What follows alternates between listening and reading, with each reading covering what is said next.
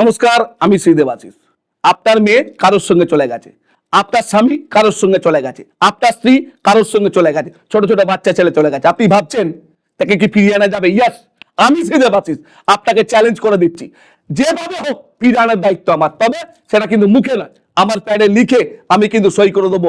100% challenge guarantee কাজ হবেই লিখে দেবো। তবে হ্যাঁ, সেটা কিন্তু 24 ঘন্টায় 3 মিনিটে এটা কিন্তু হয় না। আবার 1 বছর 6 মাসও লাগে না।